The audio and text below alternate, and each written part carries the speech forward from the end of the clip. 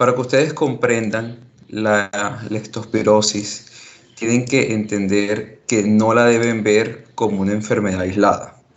Es decir, un paciente nunca les va a llegar diciendo yo tengo leptospirosis. Para que ustedes la puedan diagnosticar, ustedes tienen que pensar en ello y es a partir de sus manifestaciones clínicas. Entonces sus compañeros en su diapositiva dijeron que es una enfermedad causada por bacterias. Las bacterias que dan la leptospirosis son de género Leptospira y son aproximadamente 22 especies. De estas 22 especies, quiero que a ustedes les quede hoy que no todas son patógenas. Aproximadamente 2 especies de Leptospira no son patógenas. 10 son patógenas demostradas, 5 son intermedias y 7 son no patógenas. Y se clasifican en especies en base al análisis filogenético y de la virulencia de las bacterias. Listo, hasta ahí vamos bien. Entonces, así como dijeron sus compañeros, es una zoonosis de distribución mundial. Pero en esta zoonosis de distribución mundial va a afectar principalmente a las zonas tropicales y subtropicales, ¿verdad? Algo muy importante cuando nosotros estamos pensando en la leptospirosis es sospecharla. Y la vamos a sospechar, uno, con medio de la zona, si estamos en una zona endémica de leptospira, o dos, los viajes recientes, aunque podemos tener el diagnóstico de leptospirosis en un paciente aún en ausencia de estos datos epidemiológicos, ¿verdad? Entonces, algo muy importante que tienen que ver es que la leptospirosis como enfermedad está en un evidente resurgimiento a nivel mundial y cada vez más es mucho más frecuente que se den estos brotes epidémicos, principalmente con actividades o competiciones que tengan que ver con el agua. Bueno, veo que nadie está escribiendo nada, así que supongo que está bien. Así como dicen sus compañeros, el agente causal es la leptospira. Ya sabemos que hay 22 familias. De esas 22 familias hay 10 que son patógenas. Hay una que principalmente la mencionan, que es la Leptospira interrogans. Y sobre las características de estos es que ellos tienen una forma helicoidal. Son unas bacterias delgadas, usualmente pueden medir entre 6 y 20 milímetros. Realmente su diámetro o su ancho es de 0.1, pero tiene unas características que son móviles. Inclusive más adelante cuando veamos, cuando los cultivan en los tubos, ellas se pueden movilizar y se desplazan en donde la zona superior del tubo, en donde están en mayor contacto con el oxígeno, ¿verdad? Algo bastante importante es que, jóvenes, si alguien me está llamando en este momento de ustedes, no puedo. ¿Qué pasó? ¿Se le fue el audio o se escucha distorsionado? Se me escucha distorsionado. Sí. No, es más que todo el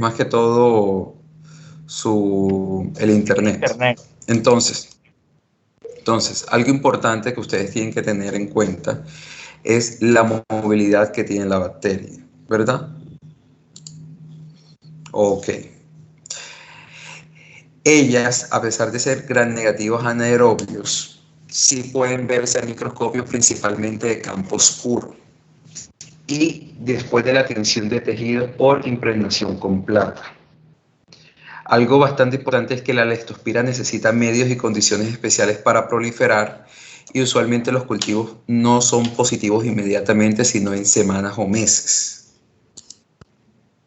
Entonces, con respecto a los factores de virulencia, vamos a ver que como toda bacteria gram negativa, si ustedes recuerdan, ella se caracteriza por tener dos membranas. Una membrana interna que está pegada al citoplasma, una membrana externa. Entre las dos membranas, la interna y la externa, está el péptido glucano, y en la parte adyacente a la membrana externa hay una estructura que se llaman los lipopolisacáridos. Estos lipopolisacáridos, que en la diapositiva se encuentran como LPS, tiene una potencia endotóxica relativamente baja, pero se diferencia entre las diferentes especies de la leptospira, ¿verdad? Y precisamente cada una de estos factores que sus compañeros mencionan, las endotoxinas, las hemolixinas, las fosfolipasas, las toxinas glicoproteicas, van a hacer una cierta función en el daño que tiene la bacteria en cada uno de los órganos. Entonces, ya dijimos que es ampliamente distribuida por el mundo. Sin embargo, tenemos que ver que ella utiliza... Un momento que estoy presentando un inconveniente. Listo. Ya dijimos que tiene una distribución del mundial. Sin embargo, es principalmente en las zonas tropicales y subtropicales. Algo muy importante son las condiciones climáticas. Recuerden que la leptospira puede vivir cómodamente en superficie donde se encuentre aguas estancadas, ya sea o no estancadas, ya sea río, ya sea piscinas, etcétera, etcétera, en donde por X o Y motivo se haya contaminado. Les pongo un ejemplo. Supongamos que alrededor de un lago hayan un número X de roedores y ellos hayan orinado. Si vienen las temporadas de lluvia, esa lluvia va a arrastrar todas aquellas leptospiras que se encontraban por fuera del lago y se va a mezclar con el agua del lago. Posteriormente se organiza un torneo de natación en ese lago. Ingresan los nadadores, 30, 40, 50 nadadores. Ellos nadan, llámese 100, 200, 300 o 400 metros en el lago y por X o Y manera tenían abrasiones en sus mucosas, abrasiones en ciertos sitios que permiten el ingreso. Lo que yo les quiero decir con ustedes es que ustedes siempre que estén pensando en leptospira, además de las manifestaciones clínicas, tienen que pensar en su mente cómo esa persona se llegó a infectar, ¿verdad? Entonces, predomina principalmente en hombres que en mujeres. Principalmente no hay factores genéticos que te relacionen que es más frecuente en hombres por la genética, sino por las actividades del hombre que tienen que ver con las actividades que usualmente se contaminan, las personas, los agricultores, nadadores, etcétera, etcétera. Y principalmente en adultos jóvenes de 20 a 40 años. Lo que les había mencionado anteriormente de las lluvias intensas, de los desastres y todo eso es porque exponen al ser.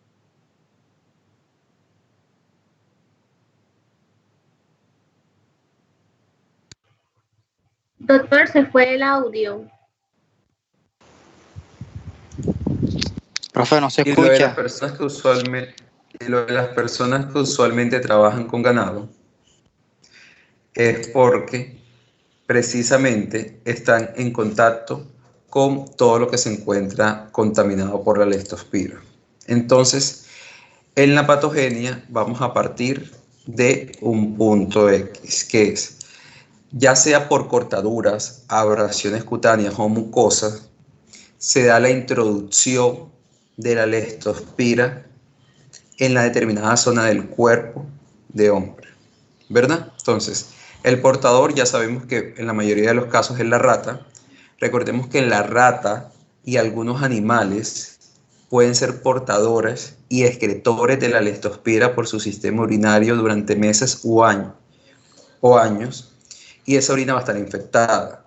Esa orina va a contaminar ya sea el agua, el suelo o las superficies. Ejemplo, supongamos que en el camión de Coca-Cola, en la bodega donde están los enlatados, etcétera, etcétera, hay ratas. Y esas ratas, por X o Y, llegaron a orinar sobre esas superficies. Obviamente, la abertura de la botella, de los enlatados, va a estar contaminada. Y la leptospira tiene la facilidad de resistir en esos ambientes, principalmente en los húmedos y en los del agua.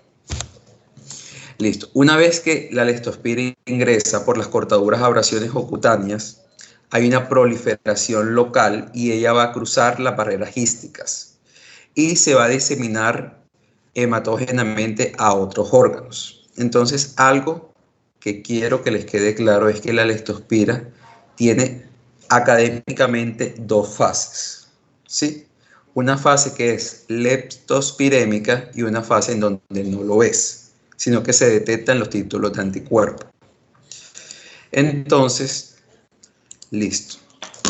Usualmente el periodo de la incubación es de 2 a 20 días, posterior a la inoculación.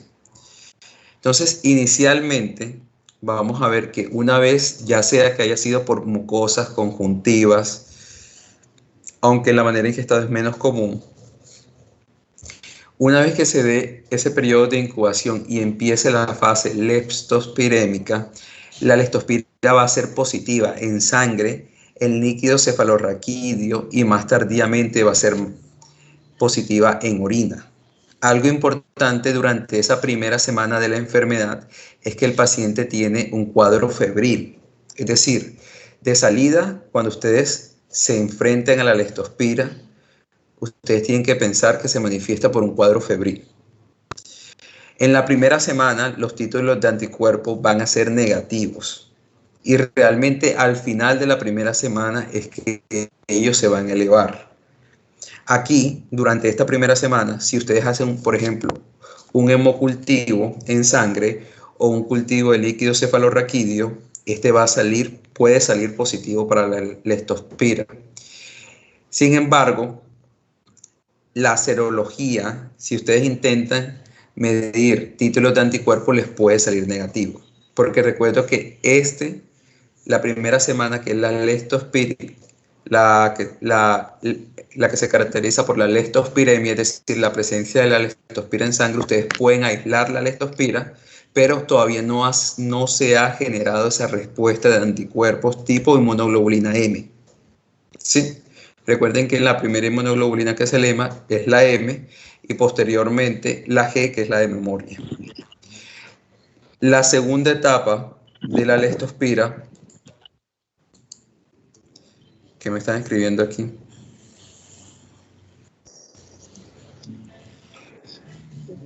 ¿ya la pueden ver? Yo puedo ver. Ok. La segunda etapa de la leptospira, bueno, en la primera etapa, así como está en las diapositivas, se caracteriza por escalofríos, fiebre, mialgias, cefalea retroorbitaria, diarrea y dolor. Pero el punto es cómo ustedes sospechan que esto es leptospira, porque analicen este cuadro clínico. Si les llega un paciente con fiebre, escalofríos, mialgias, cefalea retroorbitaria, dolor abdominal, ¿ustedes qué piensan? Ustedes pueden pensar en dengue, pueden pensar un cuadro febril de etiología viral inespecífica, etc. Sin embargo, hay unos puntos en el examen físico que te pueden hacer pensar. No les estoy diciendo que les puede llevar al diagnóstico, sino que les puede hacer pensar en el diagnóstico de leptospira. Y esa es esa inyección conjuntival y ese dolor exquisito, es decir, ese dolor importante que refieren los pacientes a nivel de las pantorrillas.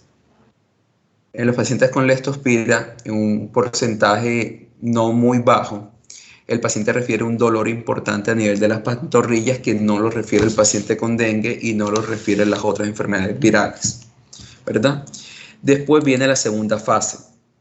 La segunda fase, que usualmente que se llama etapa de convalecencia, usualmente comienza después de la segunda semana. En la diapositiva dice 5 a 30, sin embargo, eso es variable. Lo importante es que ustedes se graben que en esa semana empieza la generación de anticuerpos.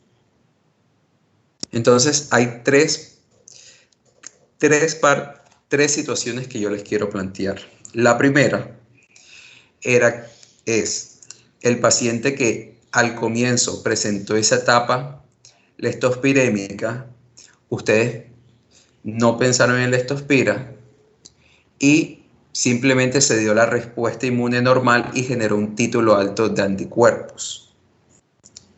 La segunda fue en el cual ustedes pensaron en leptospira y ustedes le dieron un tratamiento temprano con penicilina, con doxiciclina, con amoxicilina, eso lo vamos a ver después. Aquí el título de anticuerpos que se genera es más bajo que si ustedes no lo hubiesen tratado. Sin embargo, cuando ustedes ven la leptospira, ustedes la tienen que dividir en dos. Los casos leves, que es la leptospira anictérica, y los casos severos, que es la leptospira ictérica, que se denomina junto con otras afecciones renales, de alteración del estado de la conciencia, hemorragia pulmonar, el síndrome de Weill, ¿verdad? Entonces, en la fase de convalecencia, la fiebre se puede dar aunque en menor proporción.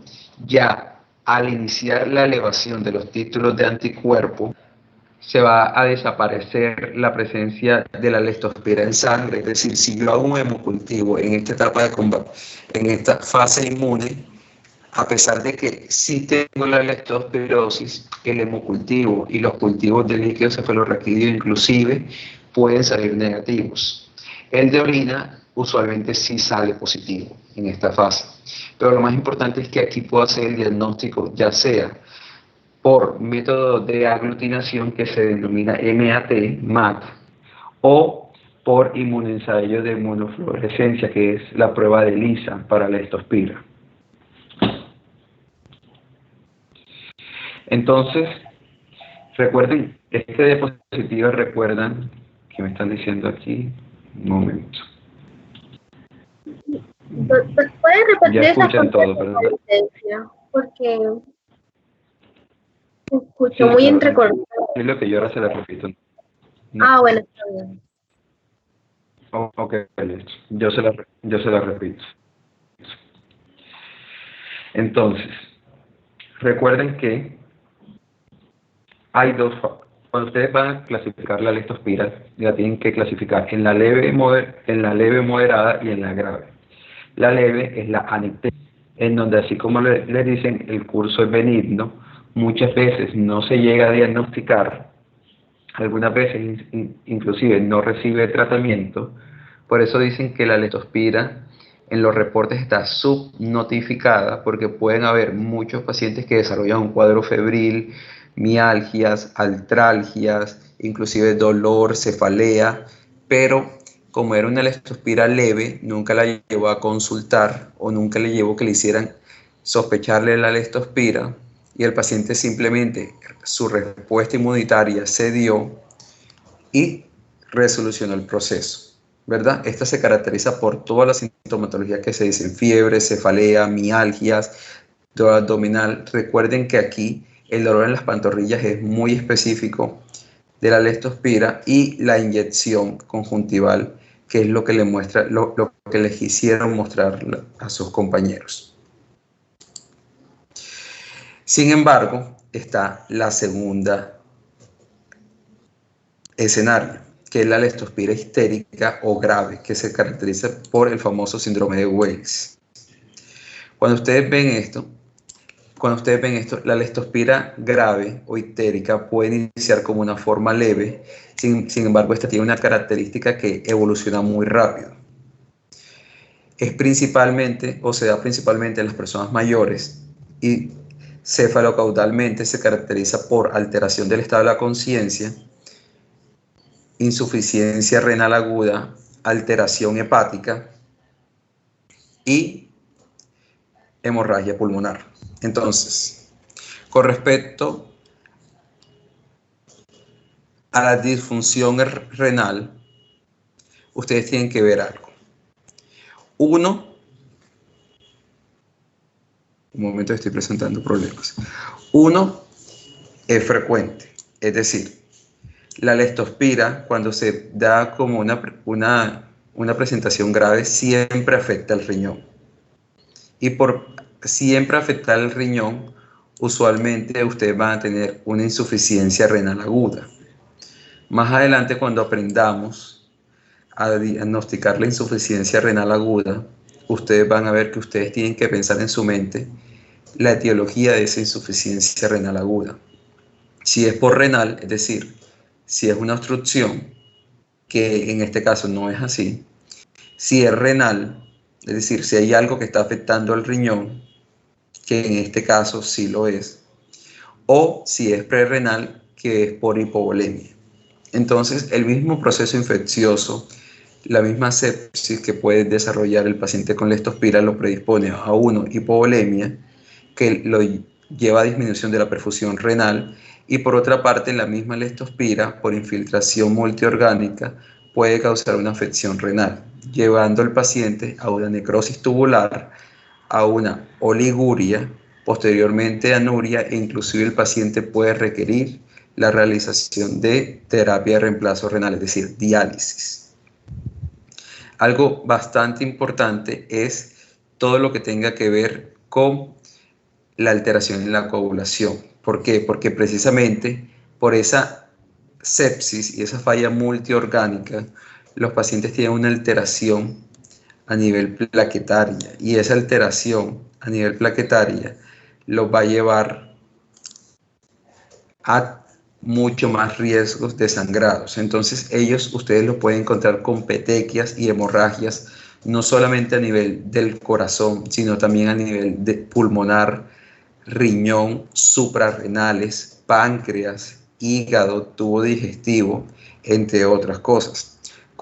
Si ustedes piensan por qué se da esa trombocitopenia, pues la etiología no está clara. Se dice que realmente por la misma leptospira, puede haber un consumo de plaquetas por una coagulopatía por consumo. 2, hay aumento en los marcadores de activación de la coagulación. 3, hay descenso de los marcadores anticoagulantes y hay una actividad fibrinolítica alterada. ¿Verdad? Bueno, entonces sigamos. Entonces, el diagnóstico. ¿Cómo ustedes hacen el diagnóstico de la leptospira? Hasta aquí, ¿les quedó claro sí o no cómo sospecharlo?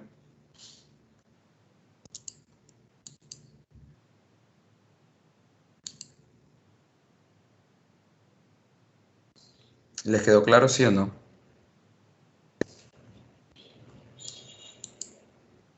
¿Aló?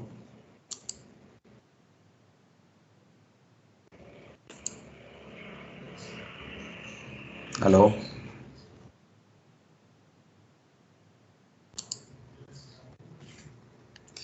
¿Aló?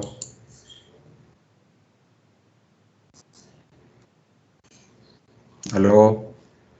Están respondiendo por el chat, doctor. Ah, ok, listo.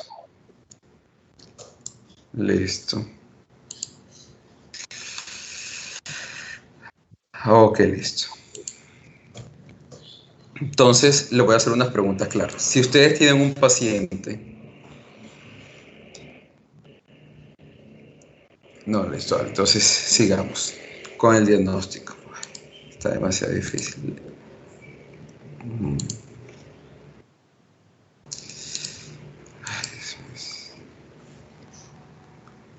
Un momento.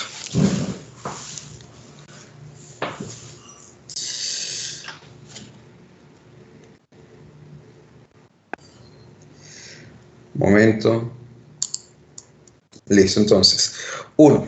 ¿Cómo ustedes hacen el diagnóstico? Ahí en la diapositiva dice exámenes específicos y otros exámenes. Entonces, ustedes pueden hacer el diagnóstico por PCR, que es reacción en cadena de la polimerasa. ¿Qué es lo bueno de la PCR? O sea, ¿cuáles son las ventajas de utilizar la PCR para ustedes realizar el diagnóstico de la leptospira? 1, permite la identificación temprana, es decir, en los primeros 5 días de la leptospira, y permite la identificación definitiva en lo posible. Es decir, si ustedes tienen un paciente que comenzó por un cuadro severo en los primeros 5 días, la reacción en cadena de la polimerasa es la prueba de elección. Principalmente porque si hacen el segundo, que es el aislamiento microbiológico, 1, si ustedes van a hacer cultivo de sangre, de líquido cefalorraquídeo y en orina, el cultivo se demora 1 a 2 semanas. Y si ustedes tienen un cuadro grave, ustedes de nada les sirve una prueba que se demore 1 a 2 semanas. Algo muy importante es que además de la PCR, ustedes pueden hacer otros exámenes que son muy útiles. La primera prueba que pueden hacer es la prueba MAT, que es prueba de aglutinación por microscopía, que lo que utiliza es una cepa de la leptospira. Es decir, en esta prueba ustedes mezclan el plasma del plaqueta, ustedes mezclan el plasma del paciente con esa cepa de la leptospira, y si se da la aglutinación es porque en ese plasma del paciente está la determinación de un título de anticuerpos que se aglutina con las cepas que ustedes están haciendo. ¿Cuál es la ventaja de la prueba de aglutinación por microscopía? Que si tenemos determinadas cepas, sea por la epidemiología local, nosotros podemos identificar el serotipo de leptospira. La desventaja es que si la queremos hacer en la primera semana, va a ser inútil o va a ser negativa. ¿Por qué? Porque todavía no se ha dado la generación de anticuerpos. Y tenemos la segunda, que es la prueba ELISA, que es el inmunoensayo por fluorescencia, que es la que también utilizamos para tratar el VIH.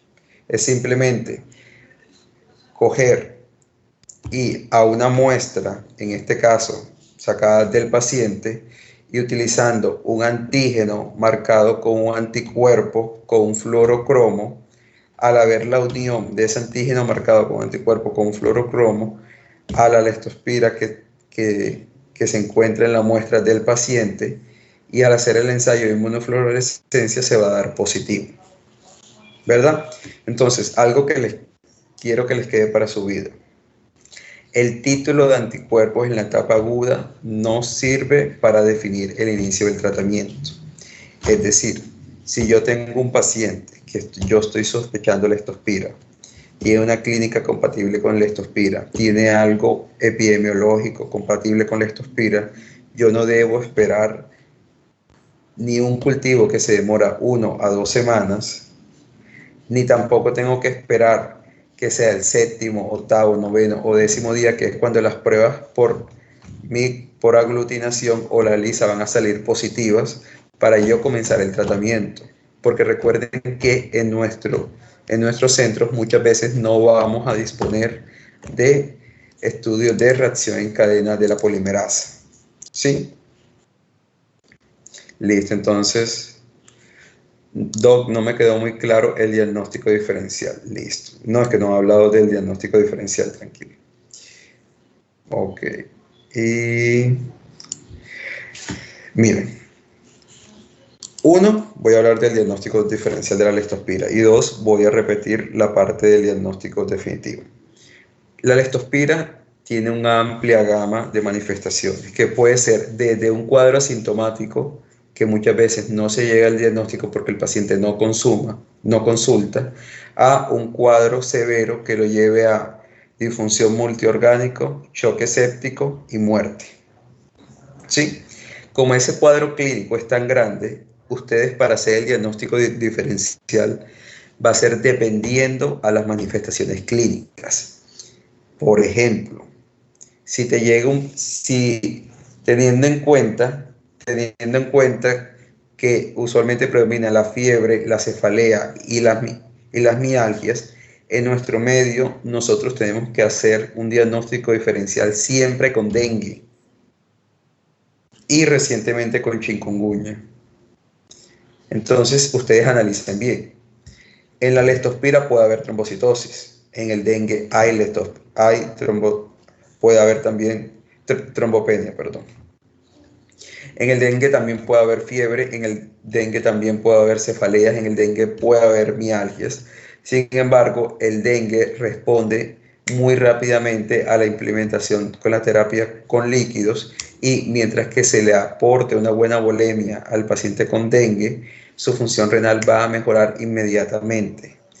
Versus la leptospira, que la afectación renal puede llegar a ser mucho más grave, y obviamente con el manejo de líquidos no vamos a sacar a nuestro paciente.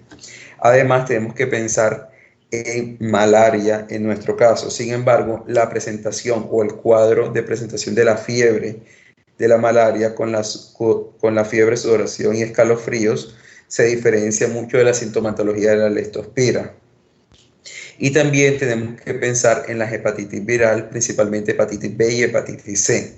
Sin embargo, en las hepatitis virales B y C, lo que va a predominar es la ictericia. Usualmente ellos no tienen una presentación renal tan marcada, a menos que ya sea un cuadro mucho más avanzado con una cirrosis hepática y se manifieste con un síndrome hepatorrenal. Y también hay ciertas enfermedades como las riquepsias, los hantavirus, que son mucho más raros y no son tan comunes en nuestro medio. Es más, yo nunca he visto uno. Entonces, el diagnóstico diferencial es amplio y para que les quede para su vida siempre tienen que hacer diagnóstico diferencial con dengue en nuestro medio, con chikungunya, con malaria, con fiebre amarilla, con hepatitis virales B y C y con VIH principalmente. ¿Sí? Ahora bien, sobre las pruebas, que era lo que veníamos hablando anteriormente, hay algo muy diferente en hacer una hemaglutinación indirecta, que es la ELISA, a una prueba de aglutinación microscópica. ¿Qué pasa? Les voy a explicar lo siguiente. En el primer caso, ustedes tienen el suero del paciente. Y en ese suero del paciente, si el paciente tiene leptospira, va a tener la generación de anticuerpos. Y al esos anticuerpos estar en contacto con los antígenos de la prueba, va a hacer una aglutinación, es decir, se van a unir y van a hacer un cúmulo visibles en el microscopio. Esa es la MAT, que es la prueba por aglutinación microscópica. En cambio, en la ELISA, lo que vamos a encontrar es, nosotros vamos a coger un anticuerpo y ese anticuerpo lo vamos a marcar con un anticuerpo, con un fluorocromo. El anticuerpo, si está el antígeno de la leptospira, se va a dar la unión y esa unión se va a medir en el fluorocromo de la prueba. Son dos pruebas diferentes. Lo importante es que ustedes sepan que estas dos pruebas dependen de la semana, no se pueden hacer durante la primera semana porque todavía no hay una respuesta inmunológica, y la única prueba que tiene la ventaja de hacerse dentro de los primeros 6 días es la PCR, ¿sí? Entonces, ¿qué vamos a encontrar en los otros laboratorios? Eso es bastante importante que lo tengamos en cuenta. Uno, usted va a encontrar leucocitosis con la desviación hacia la izquierda. 2, en el examen de orina, ustedes pueden encontrar proteinuria. Esto usualmente va a ser leve, no va a tener un síndrome nefrótico porque ese ya es otras causas. Recuerden que usualmente no debería haber proteinuria. Hay ciertas condiciones como el embarazo o la ingesta elevada de proteínas que te pueden predisponer a tener proteinuria. Sin embargo, cuando tenemos una proteinuria mayor de 3.5 gramos, empezamos a sospechar de un síndrome nefrótico. Precisamente por esa afectación que hay renal, yo quiero que ustedes entiendan que cuando hablamos de los exámenes de las pruebas de función renal, ustedes tienen que mentalizarse que la unidad funcional del riñón es la nefrona. Y en la nefrona hay un glomérulo y hay un sistema tubular, ¿verdad? Como puede haber sangrados renales y hay afectación renales con necrosis intersticial, hay piuria, leucocituria, hematuria, y precisamente todo esto lo que hace es alterar todas esas bombas de transporte de electrolitos a nivel del paciente puede en las etapas iniciales tener una diuresis excesiva y presentar múltiples trastornos hidroelectrolíticos, presentándose un aumento en la creatinina y en la urea, lo cual se detecta como insuficiencia renal aguda. Se define insuficiencia renal aguda con el aumento más de 0.3 miligramos de la creatinina del valor basal del paciente. Ejemplo, si yo conozco que mi paciente, su creatinina basal es porque digamos que ya le he hecho 2 pruebas previas y siempre le ha salido en 0.9, y el paciente ahora llega, tiene un cuadro febril, tiene mialgia, tiene artralgias, y yo le hago la creatinina y le sale en 1.6, más de 0.3 el paciente tiene una insuficiencia renal aguda. Ahora yo digo, esa insuficiencia renal aguda muy probablemente puede ser de etiología prerrenal. ¿Qué es etiología prerrenal? La hipovolemia que condiciona a baja perfusión renal. Sin embargo, en la leptospira no solamente es la etiología renal, en la leptospira no solamente es la etiología renal, sino que también no solamente es prerrenal, sino que también puede ser renal. ¿Sí? ¿Ya escuchan todo bien?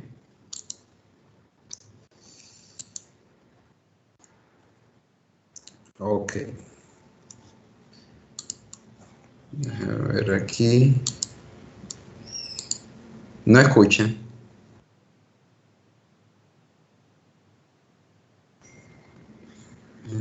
¿Qué pasó? Sí, sí, se escucha. Ahora sí, pero Entonces, hace ¿por qué un hicieron? minuto se fue el audio totalmente.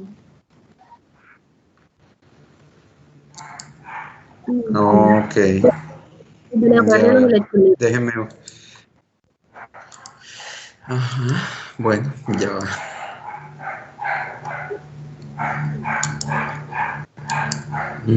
Déjenme cargar las diapositivas entonces.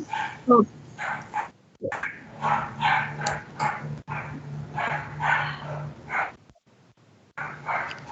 Ujú.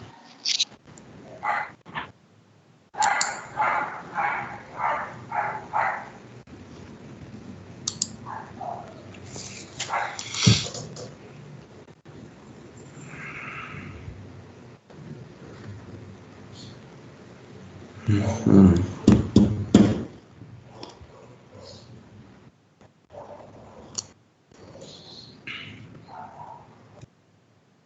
Dejen que cargue, por favor. Bueno, entonces voy a seguir. Entonces, usted va a encontrar leucocitosis y desviación hacia la izquierda. La PCR y la BSG están en porque la PCR y la BSG son marcas agudas, es decir, siempre que hay un proceso inflamatorio se van a elevar. Pueden haber trombocitopenia y recuerden que la trombocitopenia de la leptospira usualmente es cuando hay menor de 100.000, al igual que el dengue. Recuerden que trombocitopenia se define cuando hay menos de 150.000, ¿verdad?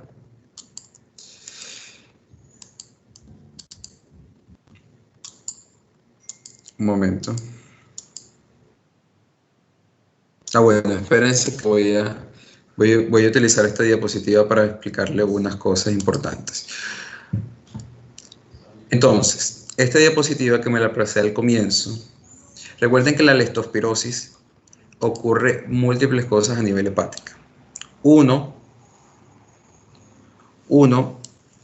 ellos presentan una ictericia casi en el 10% de los pacientes y estos pacientes nunca llegan a necrosis hepática fulminante. Sin embargo, en el examen físico pueden tener una hepatomegalia. Recuerden que el dengue también puede tener una hepatomegalia. La necrosis, que es focal, raramente hay necrosis diseminada en el hígado, se asocia a unos focos de inflamación y algo que es oclusión de los canalículos biliares. Hay algo importante y es que usualmente puede haber infiltración de la leptospira en los espacios de DIS, es decir, hay una migración a nivel hepático y puede haber inclusive desprendimiento de las uniones intracelulares. A nivel del endotelio, recuerden que la leptospira también puede hacer daño vascular y ese daño vascular va a exponer todos aquellos factores que activan la vía de la coagulación hacia una coagulación por consumo. Recuerden que en el riñón, cuando dice isquemia, dice que hay una afectación prerrenal, pero también hay una afectación renal de tipo túbulo intersticial que te lleva a insuficiencia renal. Y en el pulmón puede dar una manifestación que se llama neumonitis hemorrágica. Esa neumonitis hemorrágica, ustedes cuando hacen la radiografía de tórax, ven múltiples infiltrados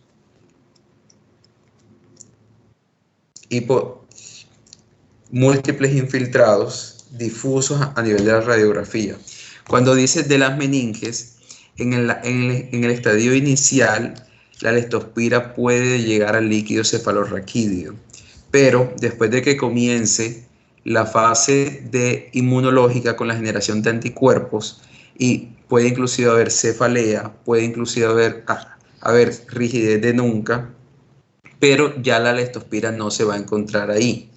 Es decir, ustedes pueden tener una leptospira, una meningitis aséptica, que es la inflamación en las pruebas de líquido del líquido cefalorraquídeo sin la demostración por microorganismos por los métodos usuales. ¿Por qué? Porque si ustedes le hacen un cultivo, les va a salir negativo, porque ya están generados los anticuerpos y no va a estar la leptospira en el líquido cefalorraquídeo. Les va a salir la leucocitosis, le va a salir la alteración en las proteínas, le va a salir la disminución en la glucosa, pero como no hacen cultivos usualmente para la leptospira porque son unos cultivos especiales, y como usualmente no hacemos pruebas de PCR porque no lo estamos sospechando, puede ser una meningitis aséptica. En los músculos puede dar una miositis y eso es lo que provoca precisamente el dolor exquisito en la pantorrilla, y hay un factor inmunológico que inclusive los pacientes pueden desarrollar una vez culminado todo el proceso infeccioso, y es una uveitis de causa inmunológico secundaria a la leptospira. Entonces sigamos. Ya habíamos hablado de estas pruebas y recuerden siempre en un paciente que ustedes tengan, le tienen que hacer AST, ALT, fosfatasa alcalina y bilirrubinas. Entonces, voy a pasar un momento a otra función que tenemos aquí, que es pizarra, para explicarles algo. Cuando ustedes tienen un paciente con ictericia, porque el punto es que la leptospira puede ser asintomática o puede ser grave. La asintomática muy pocas veces se diagnostica, pero cuando tengan un paciente grave, ustedes lo tienen que reconocer por dos factores. La parte renal, y dos, la parte hepática, ¿verdad? Entonces, la parte renal. 2, porque me sale error. Un momento. La parte renal y 2, la parte hepática. Porque sale error.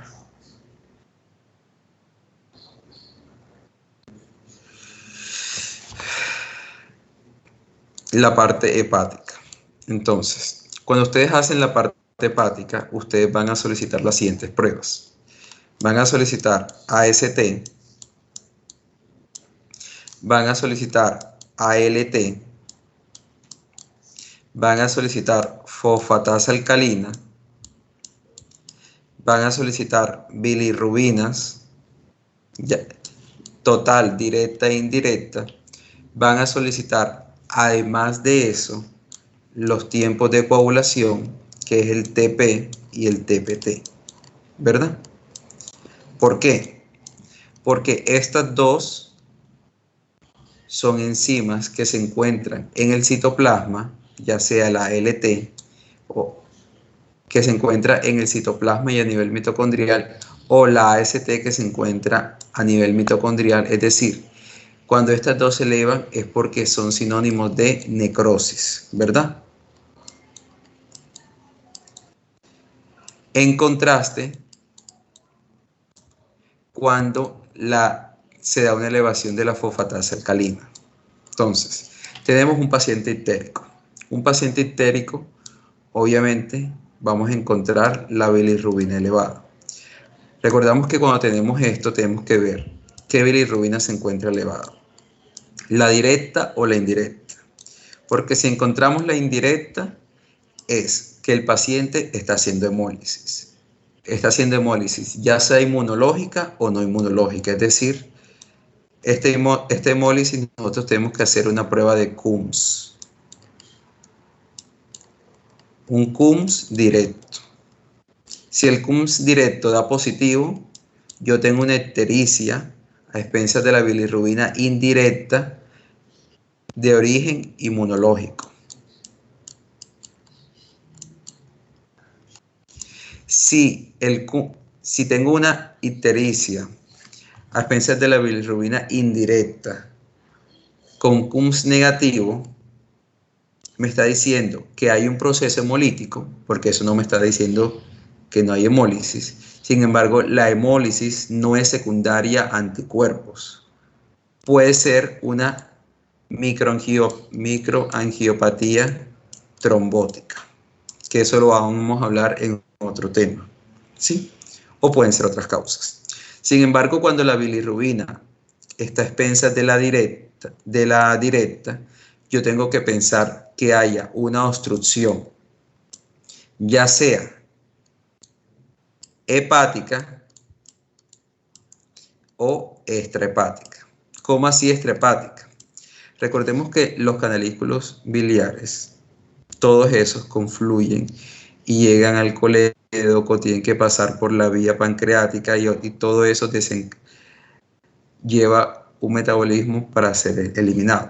Sea que haya una obstrucción pancreática o en el colédoco, es decir, por fuera del hígado, se va a elevar la bilirrubina directa.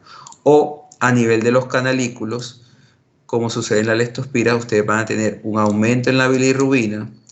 Recuerden que principalmente va a ser directa, no quiere decir que no vaya a haber un incremento leve de la indirecta por la saturación de los sistemas de gluconización, pero este aumento de la bilirrubina directa en la leptospira se ve acompañado de, un momento, permíteme borrar, ¿qué pasó con mi pizarra?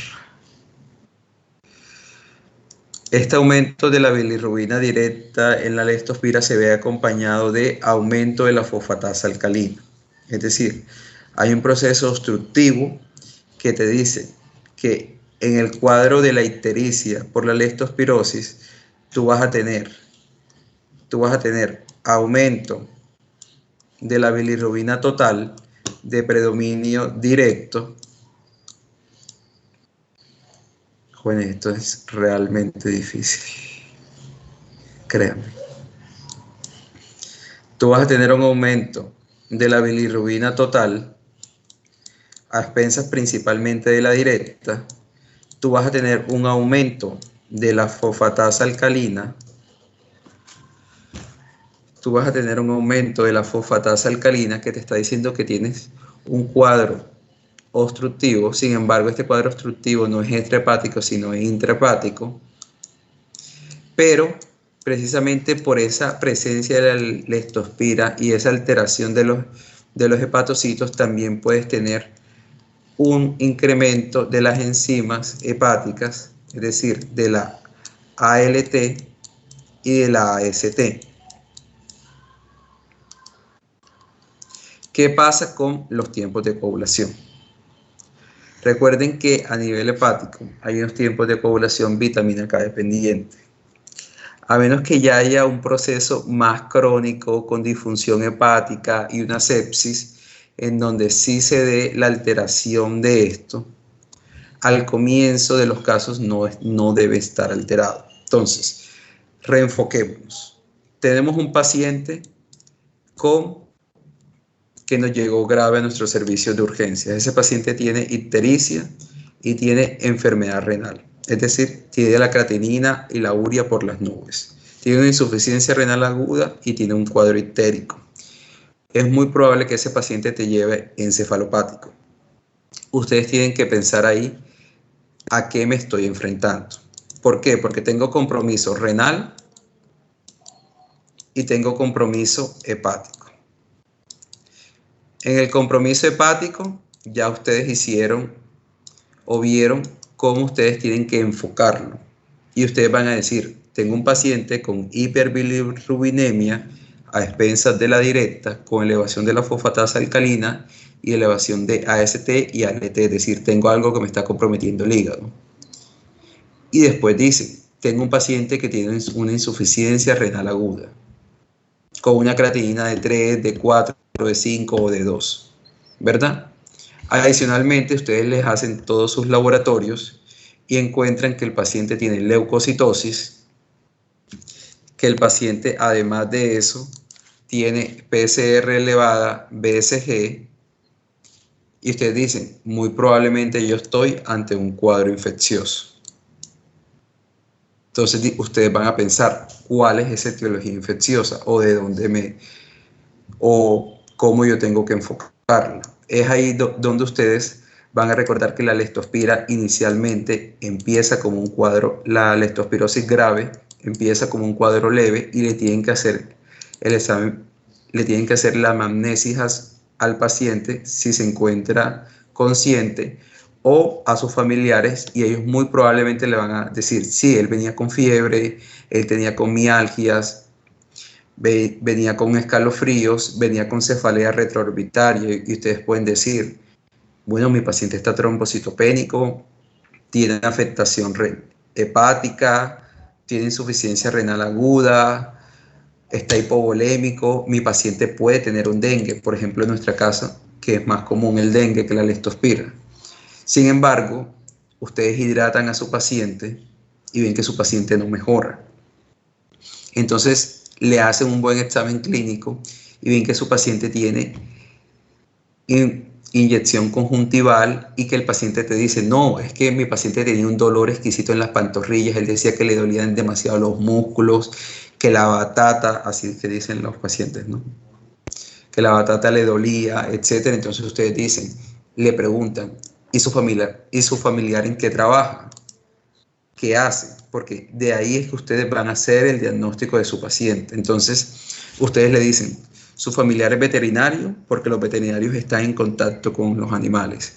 Hace trabajos agrícolas, trabaja en los drenajes, es empleado de mataderos, trabaja en alguna industria pesquera.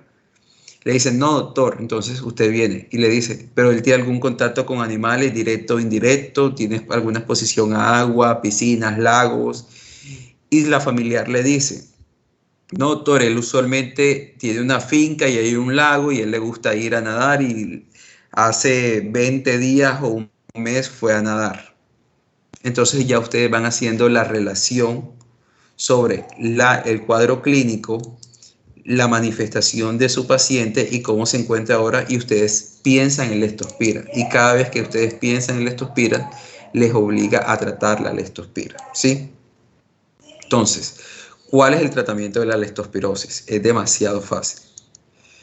El tratamiento de la leptospirosis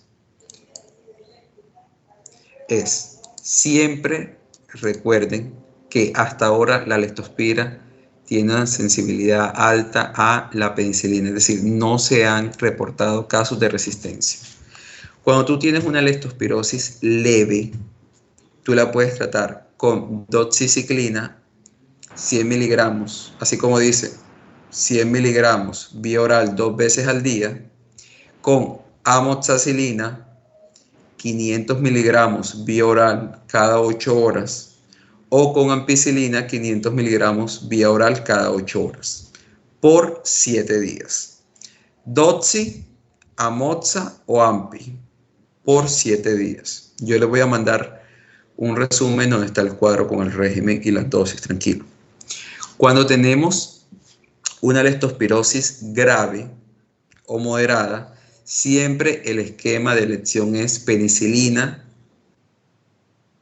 1.5 millones de unidades, IV,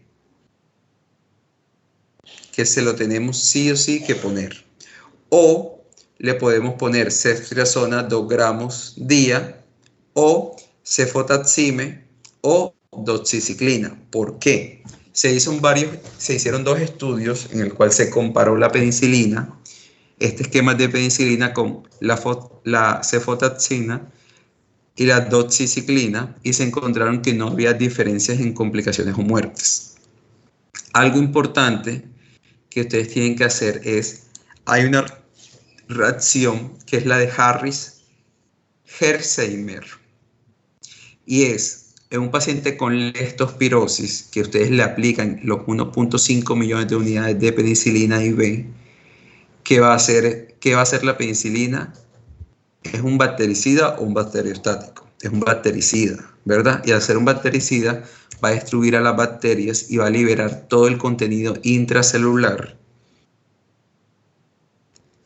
al exterior. Esto va a producir un aumento de la respuesta inflamatoria que inicialmente nosotros vamos a sensar como si nuestro paciente estuviera empeorando con la administración del medicamento.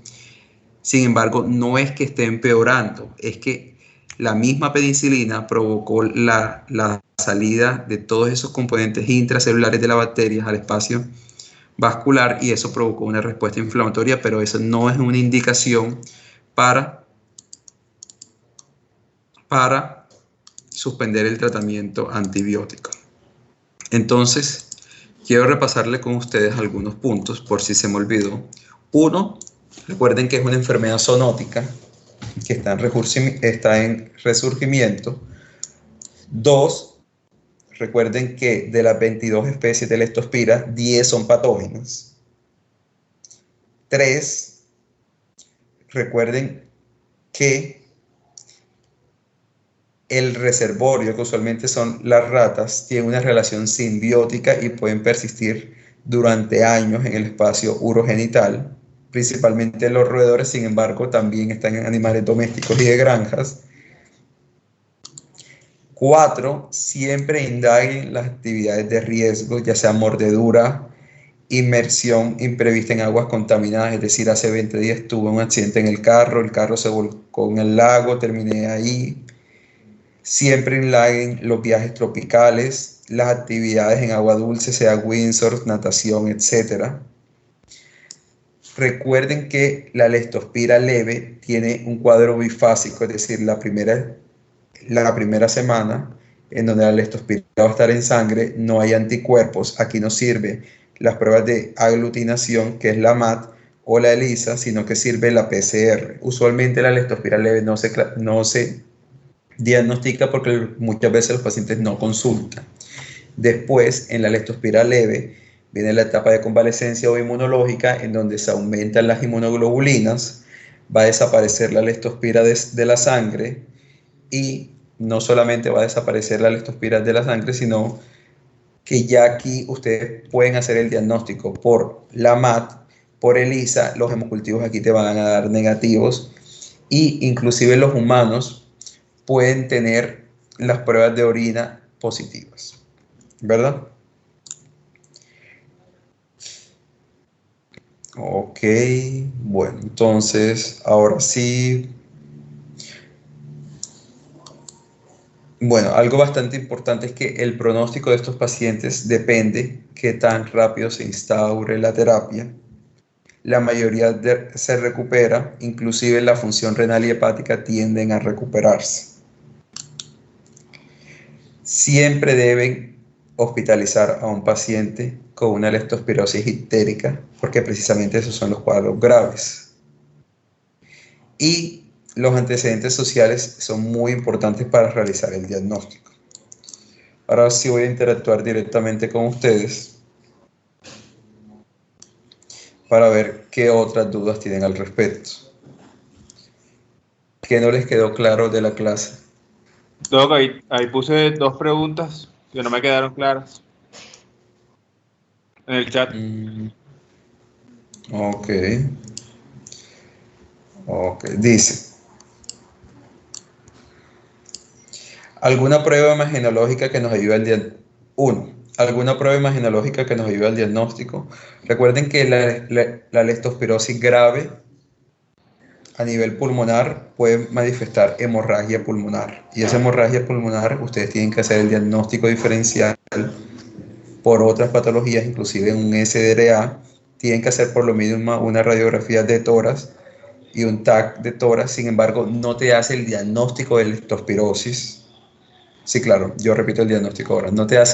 Las pruebas de imágenes no te hacen diagnóstico de leptospirosis. Te ayudan a hacer un diagnóstico diferencial, porque obviamente si tú tienes un paciente con una insuficiencia renal aguda, tú lo mínimo que le tienes que hacer es una ecografía renal. ¿Por qué? Porque tienes que descartar causas obstructivas y tienes que ver si ese paciente previamente tenía una enfermedad renal crónica.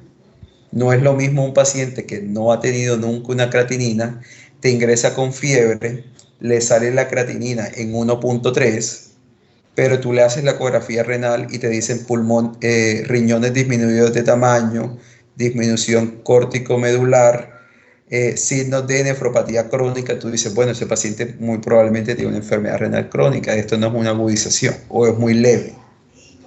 Igual a nivel pulmonar te puede dar los infiltrados para decir, este paciente puede tener con ictérico y esos infiltrados pulmonares un síndrome de Weiss con una hemorragia pulmonar y se va para UCI.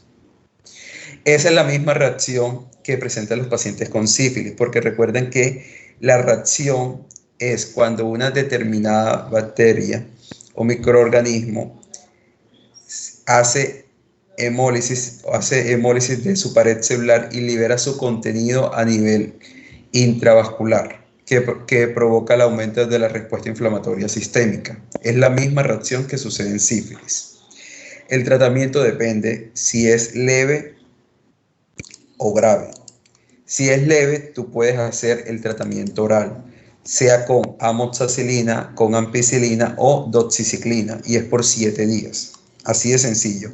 Amoxa, ampi o doxiciclina, y es por 7 días. Las dosis no se preocupen porque eso ustedes lo pueden consultar en su momento cuando estén sospechando de un paciente.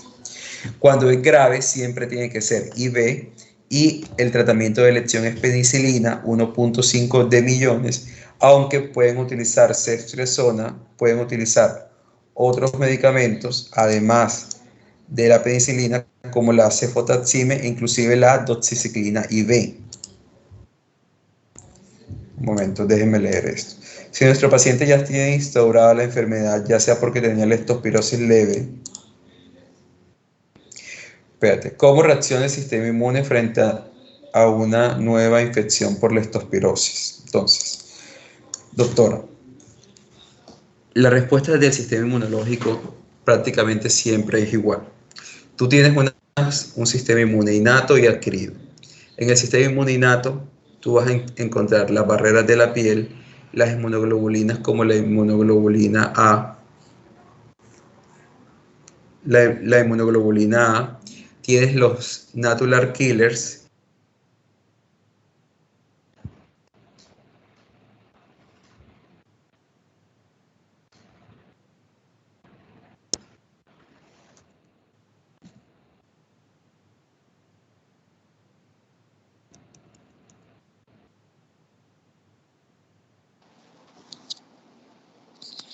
Profesor, ¿le huele el audio, qué?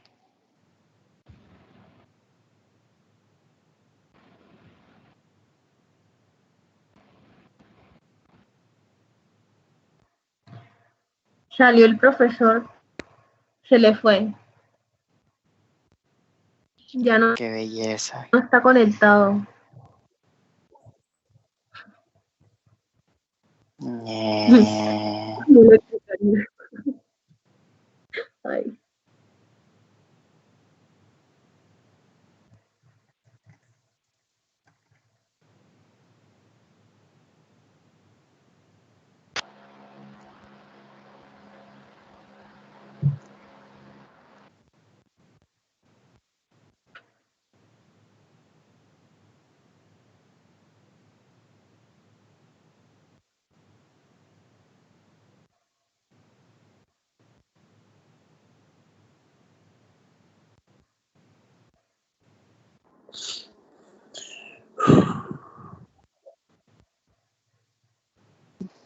Somos Electricaribe que Ya vas tú a hablar.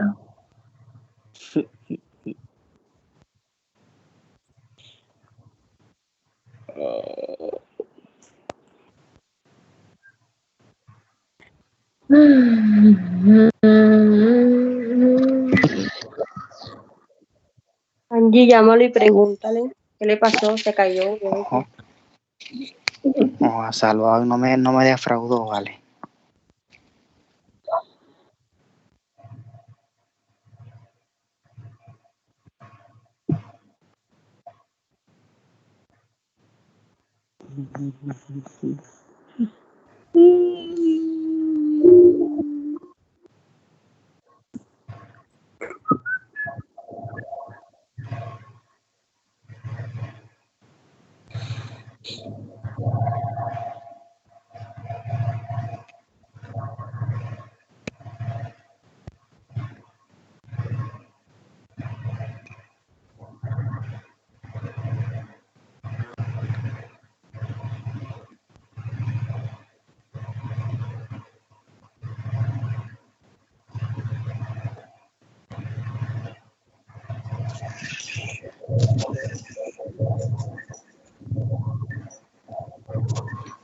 Angie, preguntar al doctor a ver si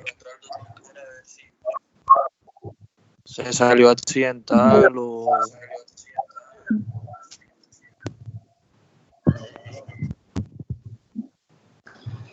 Sí, ya le escribí.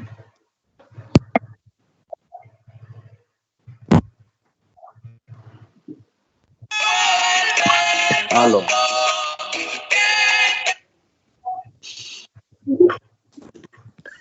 ¿Quién hace poniendo música?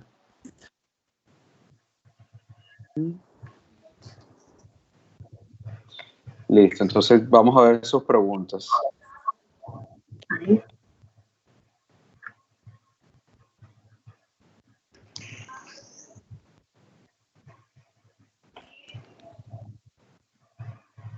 Listo, vamos a ver.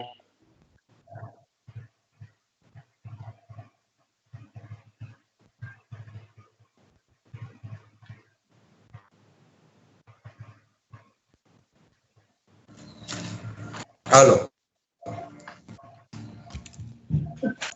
aló. Listo, entonces, ahora sí, disculpen que se me fue el internet.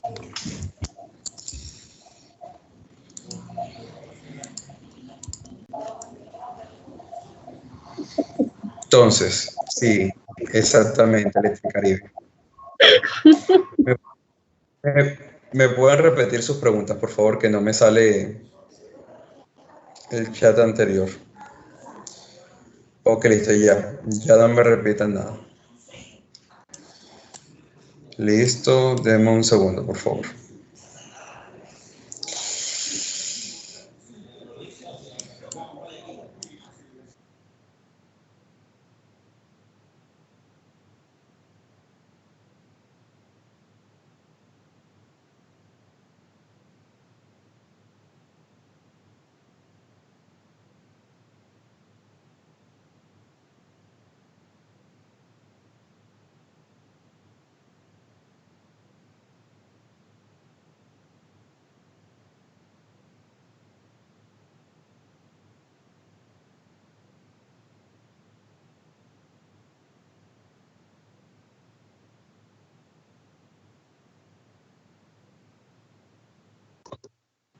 ¿Qué pasó? Mm, se le fue la luz otra vez. ¿Será? No, se hace ahí el estático ahí para que no da clase.